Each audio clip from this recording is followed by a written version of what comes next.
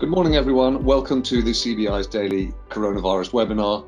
I'm delighted that we're joined this morning by George Osborne, the former Chancellor of the Exchequer, now editor of the Evening Standard, and of course by Carolyn Fairbairn, the Director General of the CBI. If you're a regular on this daily webinar, you'll know that what we've tried to do is make sure that we hear as much as possible what Carolyn and the team at the CBI is learning from government, from its exchanges with business, and at the same time, really importantly, to hear what you're experiencing, how government schemes, how the reality on the ground is working. So the most important thing here is through the course of this conversation, we try to field not just what we can learn from George and Carolyn, but really importantly, what we can get from hearing about your experience of this coronavirus economic crisis. Please do register any thoughts or questions. You'll see on the screen there's a questions tab. If you write in your point of view, your question, we'll try and relay it either to George or to Carolyn. There's a team at the CBI who's doing an extraordinary job of trying to make sure as many questions as possible are answered. They're answering hundreds, some days more than 500 a day. So it is worth raising the thing that's on your mind. If you want to do it anonymously, not to name your company, we totally understand that. Just say anon at the beginning of the question, and we'll make sure that that anonymity is respected. I'm James Harding, I'm the editor of Tortoise Media. We're a slow newsroom trying to understand, trying to make sense of what's happening, and delighted to be working with the CBI on this. And so, Carolyn, I think what we're going to do, if it's all right, is if we can start just hearing from you. There's been such a slew of announcements since even the webinar we had on Friday with Alok Sharma, the business secretary. Let's go through that, and then after we've heard what's happened over the weekend, I'm going to bring George in and then have a conversation about what the government's doing and the broader economic picture. So Carolyn, should we start? I know today's the day that the job retention scheme becomes a fact. Do you want to talk a little bit? Shall we start there? Yes, Jade. Well, good morning, and good morning to everybody. Let's start with the job retention scheme, because huge week for British business. It is payday week, and businesses all across the country have been waiting for the JRS, the job retention scheme, to launch. It launched this morning at 7 a.m. We know HMRC did a lot of beta testing last week, and we are really hoping for a successful launch. We really need a successful launch. But on the JRS, beyond that, we've seen three big steps forward since even Friday when we spoke. So the first is, you remember we had a nail-biting morning last Friday where we were waiting to see whether the JRS would be extended. We know that there were many businesses across the UK who would have had to issue redundancy notices on Saturday, April the 18th, had there not been an extension. At lunchtime, that extension was announced until the end of June, and that is a big sigh of relief across the country. The second piece of progress we've seen is around holiday pay. And actually, of all the questions coming through on the JRS, on our website, holiday pay has been the biggest. And so it is very good to see the clarity around that. Just to run through that, employees can continue to accrue holiday while on furlough in line with their contract. They are able to use their annual leave while on furlough. Working time regulations do apply, so a holiday at normal rate. But crucially, I think, and helpfully, government have given employers flexibility to restrict when leave can be taken if there is business need. A number of firms were worried about the bunching up of leave, and government has said they'll keep the policy under review. And then a final, it sort of sounds like quite a techie thing, but actually it really mattered, was on the issue of written consent. Firms were writing to their employees to inform them of the furlough scheme, but weren't sure whether the employee had to write back before furloughing could start. The answer to that is a clear no. As long as the employer has written to the employee does not have to write back. So I think actually three really helpful next steps. The most important thing now is that the cash actually does need to arrive in bank accounts. We're speaking to HMRC later today. We're in regular contact with the Treasury, and we're also going to be using our HR director network to get feedback. We are urging total transparency by government on the numbers. You know, if there's something that we've really learned through this process, understanding the metrics, how many companies have actually received the money and when. So we will be updating on that. But please do let us know, as always, everybody on the call, how you are finding the HMRC service as it launches. So that's it on JRS, James, for now. And Karen, let's talk a little further about the access to finance issue. But can I just to be clear, the clarification on written notification is that firms need to notify their employees, but employees don't need to notify in writing back. Is that's the position? Right? Because what a lot of employers were finding is that their employees maybe know they were busy doing other things. You know, it's quite a big administrative burden for every single employee to write back, and we are going to have hundreds of thousands, if not millions, of people on furlough. So that was potentially a real block. Good, pragmatic response from government, as long. All right. Well, will you walk us through then? There are now a number of different schemes depending on the size and nature of the business in terms of loans and access to finance. What's your read on how those different schemes are operating? So let me start with some good news, and I'll come to the more challenging news at the end. So you'll remember the famous stranded middle. Well, we had an announcement on Friday about clarification of the big CBIL system, the CBIL Plus system, which is for companies between 45 million and actually no upper cap now. And actually that has launched this morning.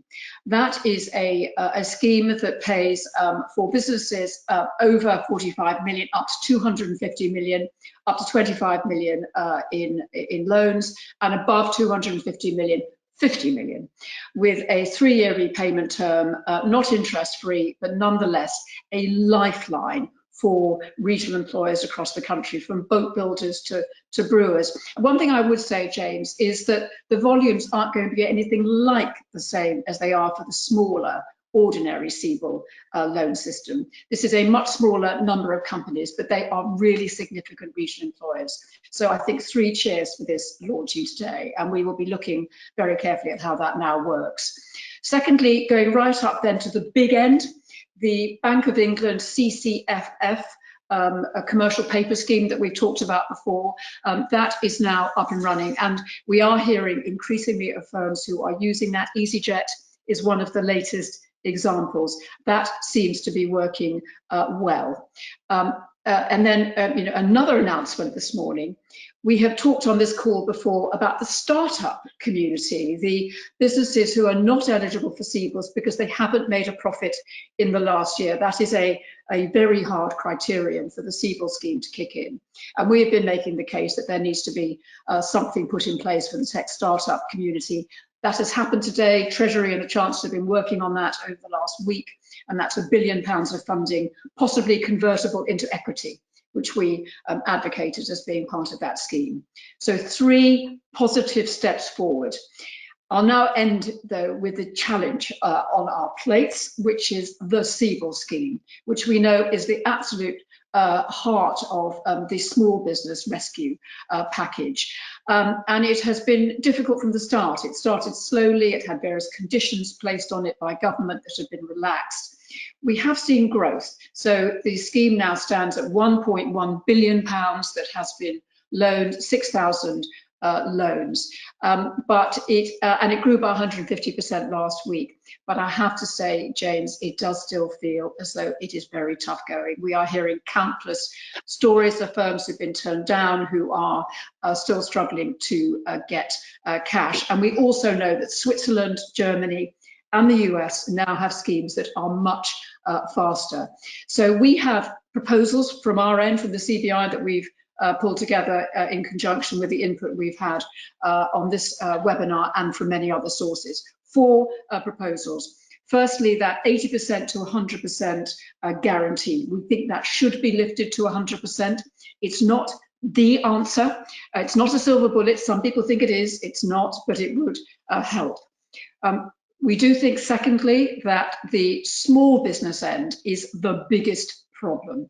It is small businesses who are struggling to put the data together, and there's a real logjam. So an overdraft facility that is introduced for loans up to £25,000 as a bridge to CBILS. that is another scheme that we think could really work. Thirdly, process improvements. As we said before, this scheme was launched on the back, never intended for this purpose. And we've identified a range of quite technical improvements that would make a difference. And finally, as I said before, we do need more grants. There are some of these businesses who will just not be able to take out loans. They won't want to take out loans.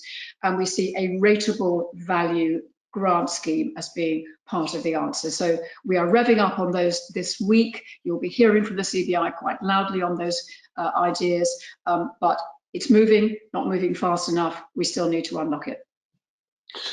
Carolyn, while you've been talking, just to let you know, the one sort of happy news is that a number of businesses on the line have already obviously logged in on the JRS online scheme. And just to give you some feedback on that, people say, I used the system this morning, it was easy to use. Someone else written in to say, I've accessed the portal and their application's been uploaded. A few navigation issues, but overall positive. So something there is working. Really good to hear. Can we just dwell for a bit? And George, can I ask you a little bit about this? The thing that's most difficult, obviously, has been the distribution of these loans. And the government earmarked £330 billion. The latest information, we'll get more during the course of the week, has been that only about £1.1 billion has gone out the door so far. Can I ask you, do you think that the problem here is that you can't distribute money to, if you like, bad risks in a crisis like this through the commercial banking sector? Do you think there's a different way of distributing the money so that you can get money to businesses now? Yeah, well, first of all, thanks for having me on, and congratulations to the CBI for guiding business through this incredibly difficult time. And I'm not sure when Carolyn took on this job 5 years ago, she was expecting probably the most extraordinary 5-year period for anyone to be running the organisation. So congratulations to her and the team. Look, the Treasury, and those very hard-working officials and ministers have put in place a number of schemes, which I think when they were announced were rightly seen as world-beating. And I think we take for granted many of the things that are working. The VAT deferrals, the fact that the furlough scheme seems to be operating pretty smoothly, although people will have to see payments. The small business loan scheme, to my mind, does need fixing in the way that the CBI is suggesting, because there's an inherent problem, which is if you ask banks to take some of the risk on a loan, they are quite understandably, and they have a responsibility to their shareholders, going to make some kind of assessment of whether that is a risk worth taking. It may not be 100% of the loan, but it's still a portion of the loan, 20%. And I think that has created, particularly at the bottom end of these loans, the smaller loans, a real blockage. And other countries, as Carolyn was saying, like Switzerland, have really removed that blockage by just saying, look, if the loan's up to, let's say in this country, £250,000, the government's going to cover the whole thing. I still think you need the banks to deliver the loans, because they're the only people with the network of knowledge around the country of who these businesses are. And I also think coming down the track, there are some other changes you'll probably need to make to things like the consumer protection laws, which at the moment are hindering the banks making some of the loans. And probably at the end of all this, really, the really imaginative thing for the government to do would be to write off a lot of the debt. I know that's not what anyone in the Treasury will be wanting to say at the moment, but debt forgiveness, which is actually part of the American scheme, is also going to be something that we'll have to come on to. But in the short term, I think you could fix this glitch, if you like, in the small business loan scheme by just saying for the smaller loans, which will be the vast majority of them, to the restaurant, to the little bed and breakfast that isn't opening, to the shop that's closed, then you get 100% government guarantee on the loan. And then I think the money would flow out the door. And it's hard when you're the Chancellor, and it's hard when you're in government to say, look, we may have got this bit wrong, let's change. But frankly, I think there's a lot of goodwill out there and a lot of understanding that they've had to put in place these extraordinary schemes, which, out of nothing really. So I don't think there's any price sort of to be paid for saying, well, politicians don't always say, which is, look, this doesn't quite work, we're going to tweak it.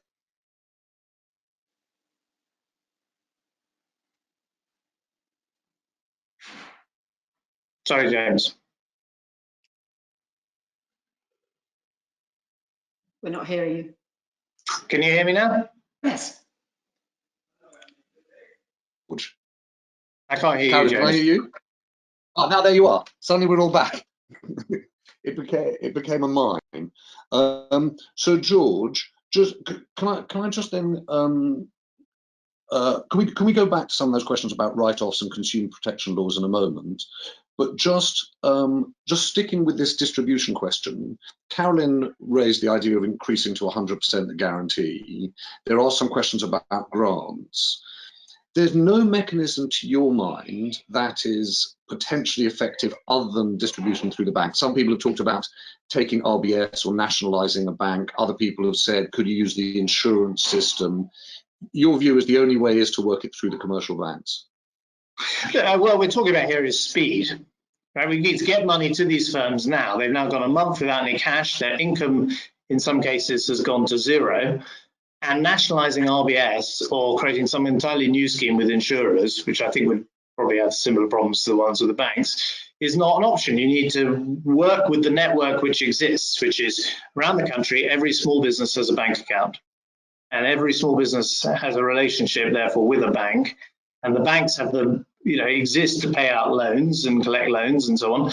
And so you have a ready-made system. It's just at the moment the incentives are not aligned, and it's no good just sort of screaming at the banks. I remember trying that and it didn't do much good. You need to kind of, in the end, align the incentives of government and the banking system. And the banking system, the last thing we want is the banking system to fall over because it's taking on bad loans and not, exercising proper risk controls. So, change the mechanism in the scheme so that the government is underwriting the risk. And then I think, particularly for the smaller businesses, the money will go out the door. Can we talk now a little bit about how you take a view on the next 6 months? We talked a little bit last week about how to interpret the Office for Budget Responsibilities report. We obviously heard this morning Tony Blair set out a plan for how the government should engage on the crisis. George, can I start with you? If you were back sitting in the Treasury, what would you be most worried about in terms of the, not next sort of 3 to 6 weeks, but next 3 to 6 months, and how would you look to address it? Well, the biggest problem is the permanent scarring to the economy caused by business failures and people becoming unemployed. And once you're unemployed, you're out of the workforce and it's much more difficult to get back into it, as we know from our long history in this country. So that's all the more reason why the money needs to be flowing right now so that these firms don't close and there's a prospect of them opening.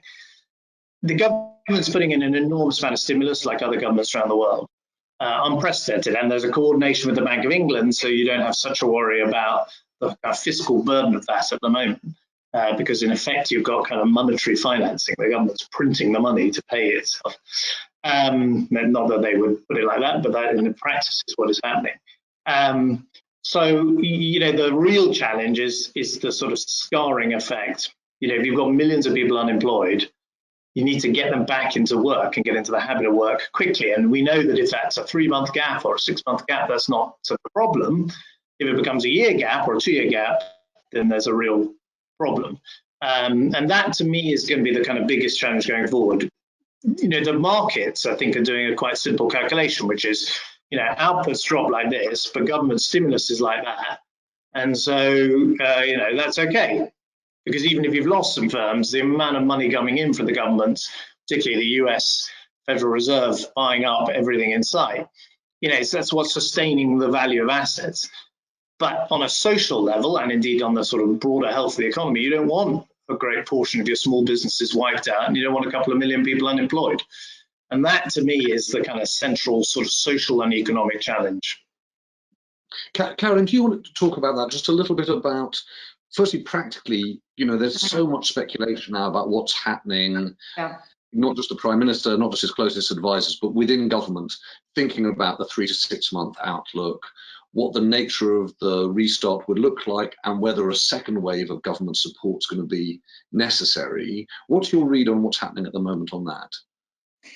Yes, well, James, it does feel as though last week just marked a real acceleration in the thinking around this. And I think triggered by a number of things, clearly, the fact that we've had our own lockdown extension, but also we are now seeing examples from around the world of other countries who are making tentative steps to unlock. We've had China, but now I think we've got countries closer to home.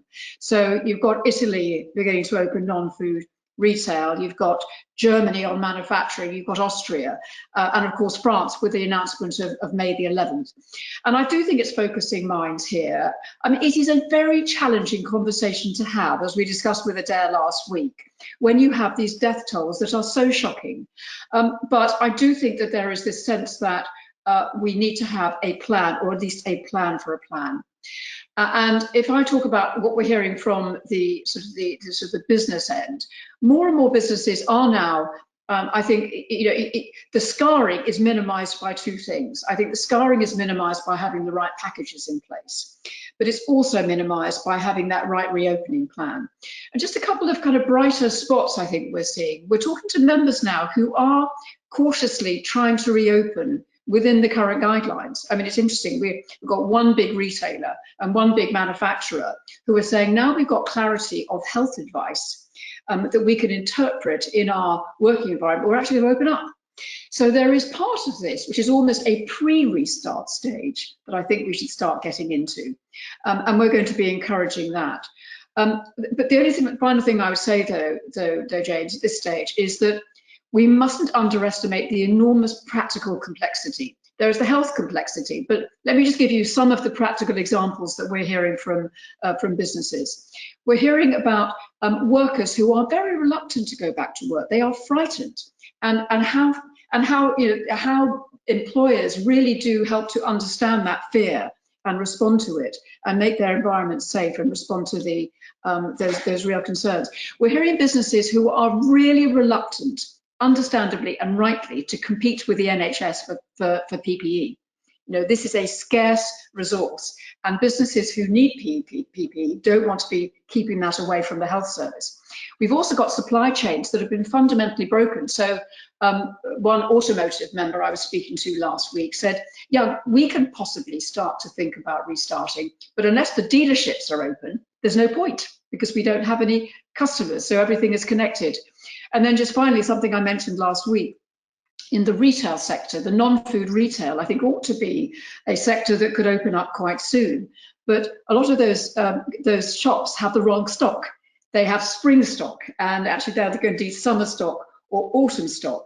So until we get some more clarity around the dates, it's very difficult for them to plan. So a lot of complexities, but we think, as I said last week, it is time to start planning for the plan, even if we can't set a date. George, how would you do this if you were thinking about the restart? And let's assume that you're obviously going to be guided by the health and science advice, right? But with an eye to the economy, what would you be thinking the government's job is in terms of advising and providing for business so that it can plan? What do you think in terms of a second wave of government support for businesses as they seek to come out of this? And will you tell us a little bit, you mentioned the write-off of debts. I think a lot of people are deeply confused by the government taking on so much borrowing, and in fact businesses taking on so much borrowing, and what happens to all that debt in the future. Yeah, absolutely. I mean, I think, first of all, thinking about the exit from the lockdown, I'm going to say something that, it's a bit controversial. You can't just rely on the health and scientific advice, partly because the advice is itself changing, quite understandably, as we know more about the disease. Second, the scientists don't always agree. That's like in every other walk of life. And third, it is one very important component of a broader set of concerns that you have. And we've had lots of issues about the long-term economic effects, the effects of people being locked up, domestic violence, the lack of education that children are getting at the moment. So that's why we have, we're in a democracy, we have elected politicians who try and make some of these trade-offs. So it's not good enough to just say, we're going to follow the scientific advice. And on the lockdown, I think what the government should do is, instead of just saying, look, we can't even engage in this conversation because people will, not follow they won't get clear advice. I think that's a mistake. I think people are getting lots of advice at the moment. They're on their phones, they're watching the television, they're reading the newspapers, and they're hearing this scientist is saying this, Italy's doing this, Germany's doing this. Number 10 aide has briefed the Sunday Times this, and all of that. There's a lot of news out there. So the government, I think, can fill the vacuum, not by setting out a clear lockdown plan yet, except from the lockdown, because everyone knows that they don't have the data yet to enable them to do that, because no one has it. But to set out a clear way that this approach will be taken, how these decisions will be made, the data they're going to use, and the advice they're going to take. So you don't have the impression that it's all going to be taken on a sofa in checkers, right? It will be ultimately in our system, quite rightly, a decision for the Prime Minister and the Cabinet. But I think if people have more confidence that there was a proper mechanism in place, which I think there is behind the scenes, or is emerging, then I think, as to Caroline's point, people have more confidence that there's a sort of roadmap, if you like, going forward. Final point on the debt. Well, in many ways, I'm talking my own book here. You repair the roof when the sun is shining. You fix the roof. There's a reason we did all that work over the last 10 years to try and get ourselves into a position where, were the storms to come again, Britain was a better place than many to deal with it. And I think we are in a better position than many to deal economically with what is happening. Now, we do at the moment have explicit coordination, which we have never had, between monetary policy and fiscal policy. We have the Federal Reserve, the European Central Bank, and the Bank of England, all in different ways, but essentially all aiming for the same goal of keeping yields down and allowing governments to borrow very large sums of money. That gets us through the crisis, and it avoids a kind of fiscal disaster of the kind you saw in the Euro crisis when I was Chancellor, where Ireland and Portugal and Greece and so on couldn't raise money. So we've sort of fixed that problem. But when this is over, there is going to be very large amounts of public debt in all of these countries, and it is not going to be bonanza time. Unfortunately, we are going to have to go back into a period, won't necessarily be exactly like the last period, but we'll have to go back into the period of retrenchment and trying to bring the public debt down. But that is something we can focus on later. Money spent now is money that you're actually you're making the situation better in the later and giving yourself an easier task. If you, for example, keep those small businesses afloat that we were talking about, if you keep people in work or on furlough schemes, you're actually saving yourself money. But the time will come, hopefully sooner or later, when the disease starts to pass, or we have a vaccine for it, or we have a way of dealing with it in a more sort of new normal situation. And then I'm afraid some hard economic choices are coming. And George, I guess the question a lot of people have is, do you think that scale of debt is going to be paid off through tax revenues or through some big debt jubilee, a global debt forgiveness moment? Well, I think something that was not achieved after the financial crisis, was some kind of debt forgiveness. And it is definitely worth, seeing, particularly if governments taken on private sector debt through making loans and the like, whether you could have some sort of debt forgiveness. What you don't want to do is create anxiety and concern in credit markets, which are working well, and bond markets and so on, by suggesting that private sector creditors are going to be bailed in. I think if you started to do that, then you really would have a financial crisis. So this is a slightly different task here. This is government saying, well, we took on all these small business loans, but we can now afford to essentially forgive them. And I think that might come later. But I don't think you'll have a kind of, some people talked in sort of 2011, 2012, Mervyn King was one of the people who talked about this, of a sort of coordinated global bailing in of the creditors. I don't think that's going to happen. I think if that happened in this situation, you would send quite a lot of alarm through the markets, which are currently functioning very well. We're obviously focusing on problems, but lots of things are going well. Financial markets are operating, unemployment claims are being processed and paid out. By the way, the hospitals have, for all the amazing work of the people in those hospitals, have not fallen over. People are not being triaged and told they can't put on ventilators. So there are lots of success stories out there, which the government can take some credit for and the global community can. But I think, you don't want to tamper with the financial markets in a fundamental way that causes uncertainty amongst creditors. George, there's some questions that are coming in about what the government can do in terms of demand stimulus. So as you come out of this, what can be done to help, restore confidence, restore activity? Well, I think there are, look, you have to be realistic. I think the country is going to be poorer, or is poor already. People are uncertain about their jobs, even if they're on furlough schemes, they're worried about coming back off those furlough schemes. If they're in work, they can see that their business has had a difficult time. And so I think private sector demand is going to be less going forward, because we're in a recession. We'll be in a recession. We're not already in a recession, which we are. We'll be in a kind of recession at the end of as this thing draws to an end. And by the way, all this is assuming there is some sort of end in sight and we don't have just these waves and waves of reinfections. Government can do a bit of demand management. It was already pumping billions into the economy. It's running a very high budget deficit, which is, by the way, a form of stimulus. And I would certainly press the pedal down on these infrastructure projects that I've always been very supportive of in the north of England, but across the country. I think this whole sort of thing is like, why are we going ahead with HS2 at the moment like this? Precisely the moment you should be doing projects like HS2 to try and give some, government demand into the economy. But, let's be clear, in the coming years, it's not going to be feasible to run a 14% budget deficit year after year. And so there are going to have to be difficult decisions. The country's poorer. There has been a permanent loss of capacity. And unfortunately, I'm just going to sound like a stuck record, but this is what I said 7 or 8 years ago. You've got to cut your cloth accordingly. And it's not a message anyone wants to hear at the moment. It's not a message you need to hear right now because we're getting through this crisis, but it will be a message for the aftermath.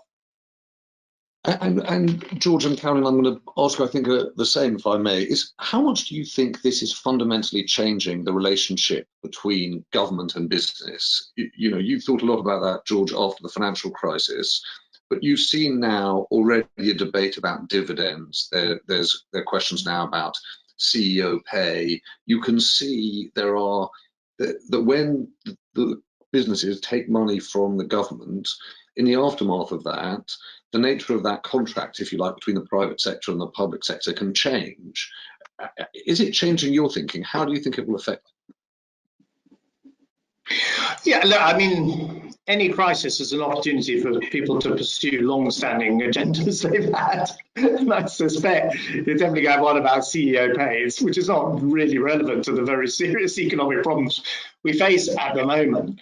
I think the kind of biggest change is not going to be about the social contract, particularly. I think it's going to be about the nature of technology and surveillance. And I think that's going to be the most interesting debate going forward. If it's true, and we have to wait for, I guess the sort of the post-mortem, if it's true that Asian countries dealt with it better because they had greater use of technology and surveillance of their citizens, are we going to allow governments here in the West to use the technology that now exists on these, phones to track us and monitor us and do sorts of things that we were not happy with before on the grounds of public health, if not on the grounds of sort of terrorist security? And that, I think that is going to be one of the most interesting debates. As for companies, I think one thing worth thinking about, after the banking crash, the end result was we asked banks to hold a lot more money. And they had to build up much higher capital reserves. By the way, they all complained, and they're not complaining now because it's the thing that is helping sustain them through this crisis. But I think you'll find that investors, perhaps regulators, governments, will ask of companies that they have more fortress balance sheets, so they carry more on their balance sheet, that they're less leveraged, that they're able to withstand periods of collapse of activity better. And that will be the kind of implicit bargain that will bail you out, provided you've taken some precautions to sustain yourself in a crisis. And George, can you say one thing, just to pick up on one point, on the UK's relationship with China? Has it made you, rethink the way China governs itself and what lessons we have to learn from the way China operates? Or B, has it made you concerned about the UK's openness to business with China and reliance on Chinese production in global supply chains? Well, I think obviously there's going to be a serious global investigation into how this virus emerged and whether it was reported quickly enough by the Chinese authorities and so on.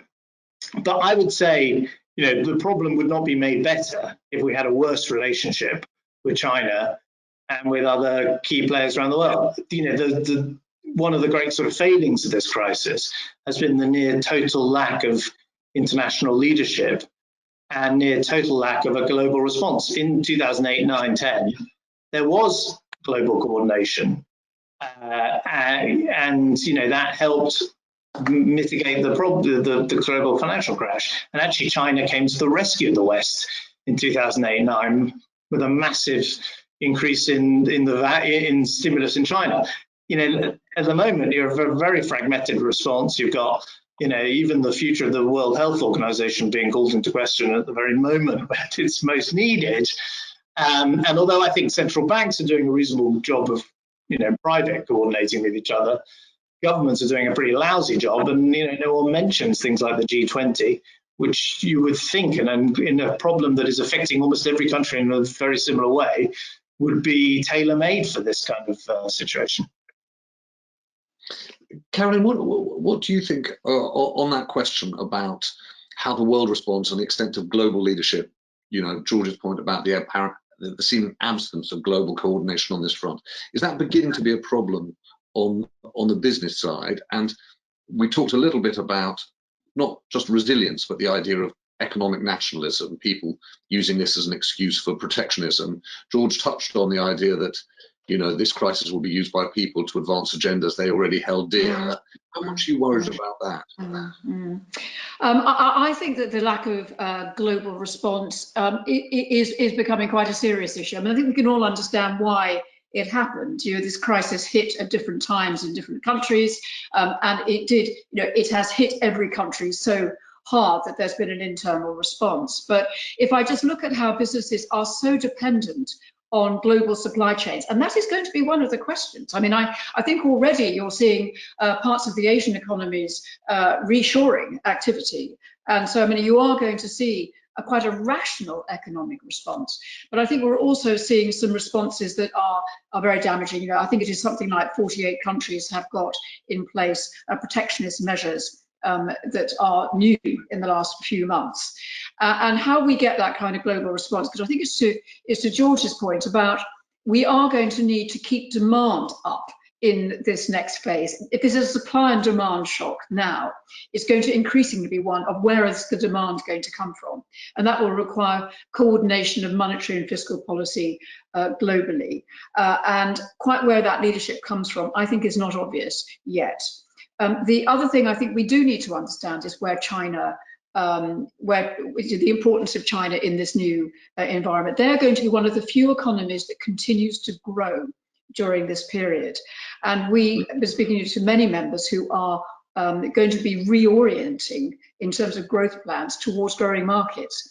And we need a China strategy more than we have ever needed one. I think we've had China tactics for a number of years, and that will be a hard, difficult conversation to have, given everything that we know about recent developments in China and the challenges of the pandemic. But in terms of global realities, just a final point I would add on this, one of the lenses we are going to need to have on our restart strategy is a competitiveness lens. We know that China is going to be looking for opportunity. We know that Germany is already looking for opportunity as they're coming out of this. And one of the questions I think we're going to have to ask as part of our revival strategy is, what is the future economic shape of the British, what is the British economy going to look like? A revival of an industrial strategy that absolutely pays attention to where China is growing markets and how we play in these new value chains. Okay, George, I'm going to ask you one final question, probably an unfair one. No one knows the answer to this, but it's a judgment call, really. On the V-shaped versus the U-shaped recovery, the quick bounce back versus the bathtub, what's your view? Well, I think it's more U-shaped. I mean, I think markets now are expecting that. I think this has gone on long enough, and the exit is too uncertain, and the understanding that you are going to get second and third waves of this disease means that it's not going to be a sharp bounce back. But with the amount of government stimulus going in around the world, in the US, here and elsewhere, a lot of the damage is being mitigated.